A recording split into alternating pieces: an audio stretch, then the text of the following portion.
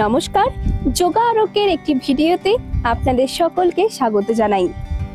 আজকে আমরা যে যোগাটি দেখাতে চলেছি তার নাম হচ্ছে চেয়ার পশ্চার বা উৎকটাসন।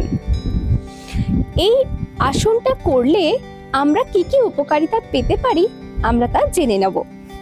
প্রথমে বলে রাখি, এই আসনটা করলে আপনাদের যারা বাতের ব্যথাতে ভুগছেন তাদের ক্ষেত্রে কিন্তু এই আসনটা খুবই উপকারী এবং আপনাদের বাতের ব্যথা থেকে অনেকটাই নির্মূল করে। যাদের পায়ের গোদের অনেক সময় দেখতে পাওয়া যায় সমস্যা থাকে, তাদের ক্ষেত্রে কিন্তু যখন প্রথম স্টেজে ধরা পড়ে তখন এই পশ্চারটা করলে বা এই যোগাটা করলে আপনারা যথেষ্ট উপকারিতা পাবেন। এছাড়াও যাদের কোমরে এবং যাদের মেরুদণ্ড এবং যাদের দেখা যায় যে থাইরয়েডের সমস্যা ভুগছেন তাদের ক্ষেত্রেও কিন্তু উৎকটাসন বা পায়ের সমস্যা ভুগছেন তাদের ক্ষেত্রেও উৎকটাসন করলে যথেষ্ট পরিমাণে মাসলকে মজবুত করতে সাহায্য করে। এছাড়াও যারা পেটের মেদ বা চর্বি ঝরাতে চান তাদের ক্ষেত্রেও কিন্তু এই উৎকটাসন যথেষ্ট উপকারী। এছাড়াও যাদের কোষ্ঠকাঠিন্যের সমস্যা আছে তাদের ক্ষেত্রেও উৎকটাসন করলে যথেষ্ট উপকারিতা মিলবে। প্রায় সকলেই এই আসনটা করার যোগ্য বা সকলেই করতে পারেন। একদমই যারা পায়ের সমস্যায় ভুগছেন বা হাঁটতে পারেন না তারা এই যোগাটাতে একটু সমস্যা হবে তাদের ক্ষেত্রে, বা পায়ের ভারসাম্য একদমই নিয়ন্ত্রণ নেই তাদের ক্ষেত্রে এই যোগাটা না করাই ভালো। তাহলে আসুন আমরা দেখে নিই আজকের যোগাসন উৎকটাসন।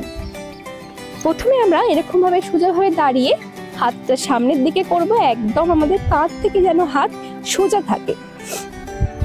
এরপর আমরা আস্তে আস্তে পাটাকে দেখে নেব, পাটা আমাদের মোটামুটি এরকম ভাবে সোজা রেখে বা একটা একটু ছাড় রেখে, অর্থাৎ যাতে একটা পা আর কি দেওয়া যায় সেরকম একটা পজিশনে ছাড় রেখে আমরা আস্তে আস্তে একটা চেয়ার যেরকম ভাবে বসে, আমরা চেয়ারে যেরকম ভাবে বসি ঠিক সেরকমই ভঙ্গিমাতে আমরা এইভাবে আস্তে আস্তে বসবো।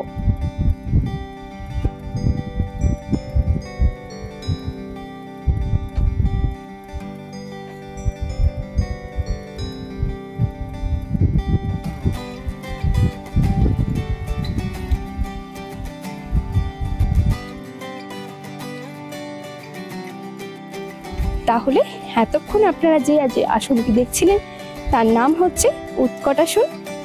আজ এই পর্যন্ত। এর পরের ভিডিও নিয়ে আমরা আবার আপনাদের সামনে উপস্থিত হব। ততক্ষণে আপনারা চ্যানেলটিকে লাইক করুন এবং সাবস্ক্রাইব করে আমাদের সঙ্গে থাকুন। নমস্কার।